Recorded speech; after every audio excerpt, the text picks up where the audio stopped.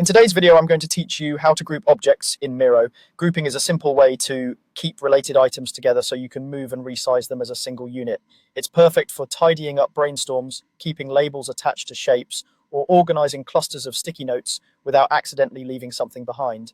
Start by opening your Miro board. From your dashboard, click the board you want to work on. Give the canvas a second to load so everything is responsive before you begin selecting. Next, select the objects you want to group.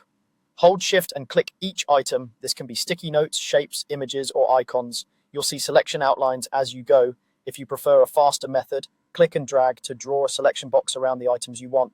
Take your time here and zoom in if needed. It's common to accidentally include something you don't mean to. If that happens, keep holding Shift and click the extra item again to deselect it. If an object won't select, it may be locked by someone else on the team or by you earlier, so just be aware of that. Once you have multiple objects selected, right-click on one of them to open the context menu. On a trackpad, a two-finger tap works the same way, and on some keyboards, a control click will also open this menu. You should see options that relate to alignment, order, and grouping. Choose Group from the menu. As soon as you do, your selected items become a single movable unit with one bounding box around the entire cluster. If you prefer keyboard shortcuts, using Ctrl+G on Windows or Command+G on Mac accomplishes the same action quickly.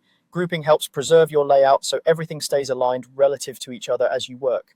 Now that the objects are grouped, you can move them together by clicking and dragging anywhere on the group. Use the corner handles to resize the entire set proportionally, and the side handles if you need a specific width or height. Rotating the group will rotate all items together, which is useful for diagrams or labels that need a consistent angle. When editing, many basic changes like color or font will apply to everything in the group at once. If you ever need to separate the items, right-click the group and choose Ungroup. There's a shortcut for that too, Ctrl+Shift+G on Windows or Command+Shift+G on Mac. That's it. With grouping, your boards stay cleaner, your layouts remain consistent, and you spend less time wrestling with individual pieces.